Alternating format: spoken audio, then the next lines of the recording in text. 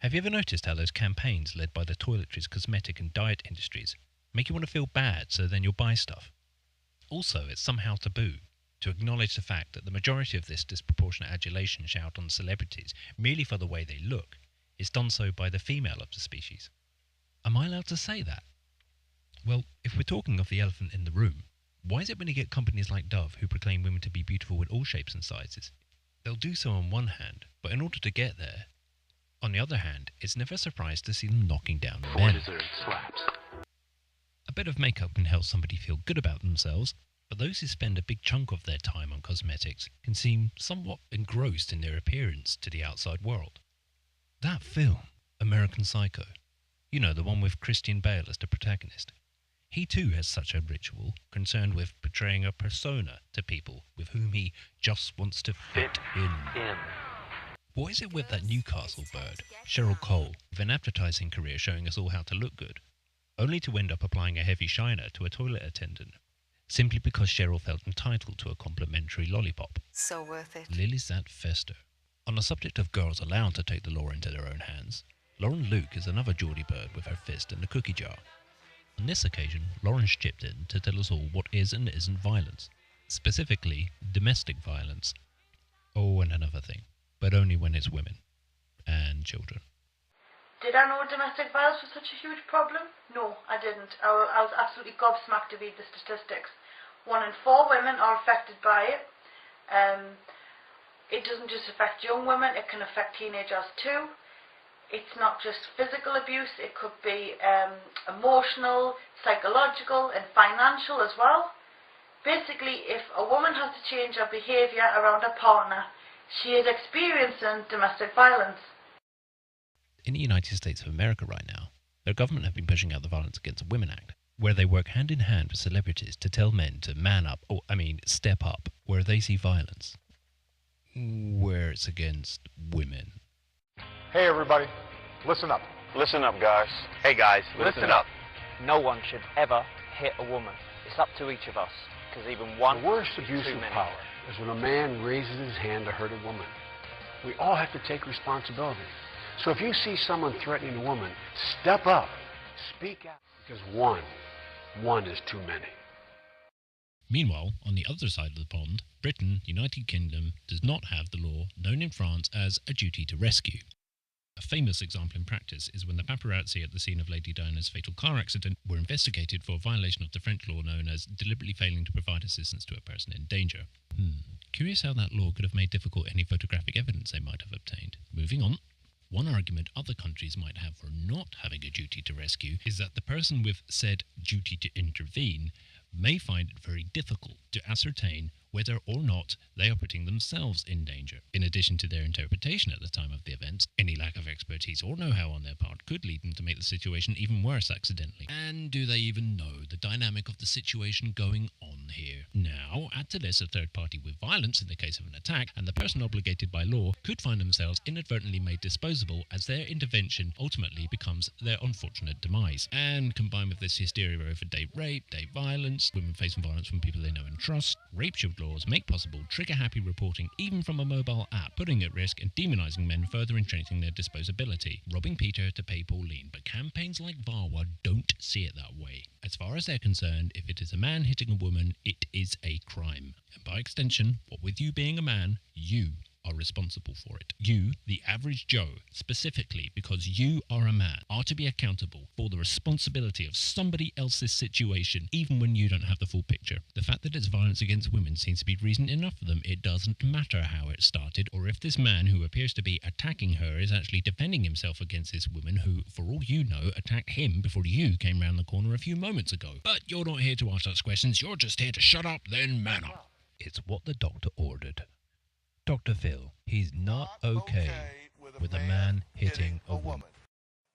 And this self-defense theory, there is no theory for hitting a woman. You got 2 feet. If you're getting beat up by a woman, run away. Call the police. Put something between you and her. But you do not attack a woman. You just don't do it. Yes, Dr. Phil seems to be confusing the word attack and defend there. If a man hits a woman back merely to defend himself, He is not attacking her. Dr. Phil, just to demonstrate that your words are those of a reprehensible bastard, I have enclosed a video of you spewing these falsehoods in other videos of women attacking men. Men who have tried to get out in various ways but have failed because the attacks are vicious. In fact, I can even show you a demonstration in the bottom right-hand corner of the screen where the young woman grabs that man's groin and he doesn't like it. Oh, but the man on the top right-hand corner of the screen, let me guess, perhaps he could have called the police for a nice little chat when that woman was stepping on his arm and kicking him in the face. Perhaps he could have called you as well, Dr. Phil. Look at these study statistics. To add insult to injury, women are more likely to use accomplice, use a weapon, and the element of surprise. So I'm not surprised when I hear Erin Pitsey, the woman who opened the world's first domestic violence shelter, state that the worst violence is between two women. And we can also read that such violence has been shown to be least between gay man couples, and the middle range of violence is heterosexual couples, and within that a low level of violence between married husband and wife couples. So in other words, when women show up, the violence grows. That video in the top left-hand corner there, that man, after trying to get away from that young lady who kept chasing him down the street, who kept hitting him, finally he had to hit her back. He defended himself, and it was her fault. There are even more videos that I didn't have space to put into this. They included people dragging women off of men, but she'd get back and she'd still kick the 8th shade of shit out of him. But okay, what does Dr. Phil say when a woman is being violent to a man? Is he even so much as allowed to tell her to calm down, to change her behaviour when she is around him? Like with this woman, who used to beat her husband with blunt instruments, ashtrays, all sorts of things, and he was frightened for his life. Yes, she thought one day she might actually kill him. When we get into it, I just want to look, can we just calm down and talk about it? And I know that in my mind that makes sense, Dr. Phil, but it doesn't work. It just leads to more anger and more violence and more frustration, and it's just destroying us. Can I bring up something like yesterday? We went out to try to just get out of the hotel for a little bit, and our camera, the flash quit working, and she just got angry. And then if I try to say, baby, just calm down, it's just a flash, you'll be okay. That don't help. That makes her even madder at me. And then it grows and it grows. Okay, I've been married 34 years. Let me help you with one thing. You don't want to tell your wife to calm down. Okay.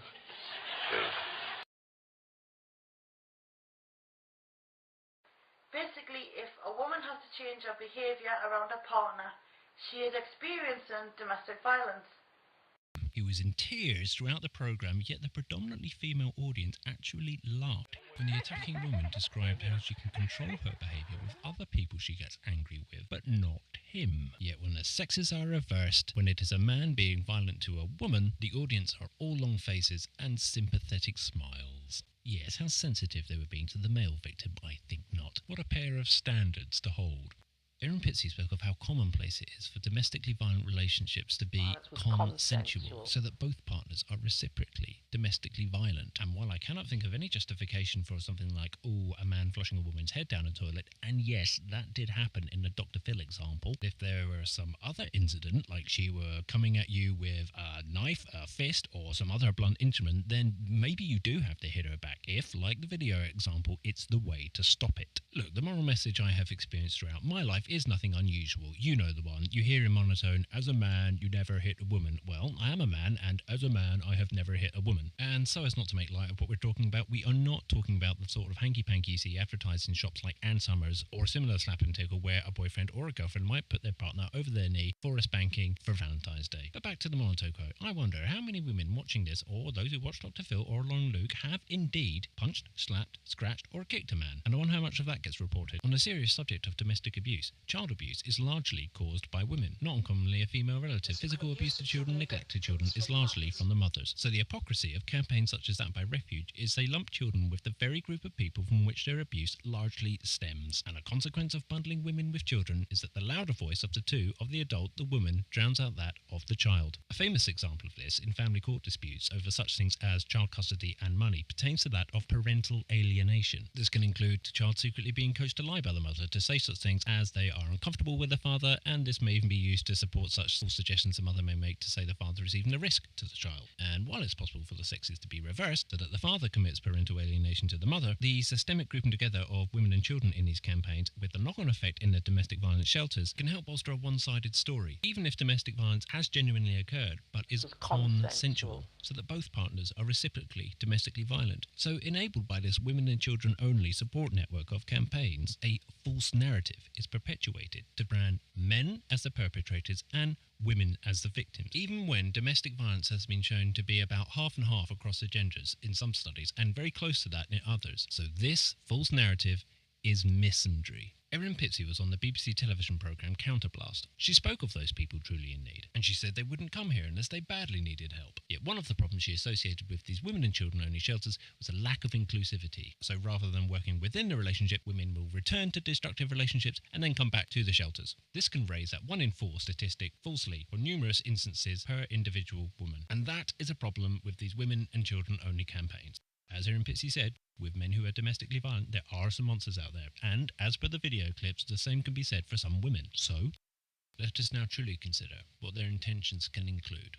Around the same time as Lauren's video, the British Home Office, like America's VAWA, are running their own campaign entitled Violence Against Women and Girls. And while the title of that may suggest that it does not include boys, it does include stories of domestic violence between gay men, because they are grouped as same-sex couples. So the only people they don't want to talk about are straight men, unless, of course, they are the perpetrators of domestic violence. That can be young men, and that can be fathers. And also, if you mix the two, there can be a correlation with young pregnancies. If we read through an NSPCC report, which at first gives the impression that domestic violence is a problem of both male on female and female on male in teens and young people, as we go through the pages, we see more emphasis is put on girls as the victims and less inclusivity for boys, the more media they generate from it. Feminists will often try to argue that campaigns like VAWA do not intend to introduce redundant law, but in fact are for the purpose of focusing more resources on the problem of violence against women, even though the problem of domestic violence has been shown to not be gender-specific, and men are said to need equal focus. So we get campaigns like Refuge for women to take away children into shelters. Women and children campaigns such as those by Refuge get bolstered by campaigns such as VAWAG and acts such as VAWA. Both charities and government work hand in hand with celebrities. Yet when men are said to need equal focus, feminists will say such things as, nobody is obligated to champion your cause. Yet by receiving tax funding, that's exactly what their campaign does, by obligating other people to champion their cause. So take a look again at VAWA's Step Up campaign, and you will remember the treatment of the disposable male, just as those shelters help the family courts treat fathers as optional extras. But most men are not violent, and you are not disposable, and neither are your sons. So if you live in a part of the world where you do not have a duty to rescue, if it is a random woman, as a man, ask yourself if this suggested guidance applies to you. Remember, you are not disposable. If it is based upon misinformation, do not presuppose you have been endowed with the know-how to take for granted what is going on in that instance. Think as an individual before you take upon yourself a duty of rescue, because you will never learn anything if you are not prepared to accept that you are wrong. Do not risk yourself generating or amplifying inaccurate reports. Do not make the gamble where fools rush in. Do not automatically assume a man's side of events is something to be disregarded so easily. Consider the cumulative effect of rape shield laws and a culture of false reporting. You too are a man, and you too may find yourself subject to an instance of inaccurate reporting. Question a woman's part in this before you step up to the conclusion that you will be defending her. You got 2 legs. You don't by default defend a woman. You just don't do it. You don't have to. There certainly are enough men out there who support VAWA, Refuge and their ilk. While some are naive or haven't really thought about it that much, there are others who see themselves as a kind of white knight in shining armour. If we look at the everyday members of the public who support these misandric campaigns in large numbers, we can remember the reaction of the audiences on Dr. Phil and those who support campaigns such as that by Refuge. Whether you are male or female, let them know that you do not support their misandric campaigns. Watch this video again for inspiration before you leave an intelligent comment. It needn't be Shakespeare, just let them know that you know what they're up to. Because considering who embraces these campaigns so keenly, unless something changes around here, it looks like the majority of women support that. Additionally, look at all this media coverage promoting Lauren's campaign. While it may be that officially no money is spent by Refuge on this media coverage, how many people are to receive a salary from Refuge whether or not they appear in the media coverage? And also think about who is accountable for where the money goes. Where does the money go for domestic violence? Where is the audit trail? There are some good men and women in this world. A group of French women have spoken out against feminists Femen. Here is a video on the subject. With that, if you like this video and would like to see more content like this, in the meantime, for your own research purposes, take a look at these channels on which these videos are broadcast, and then we'll see what we can do.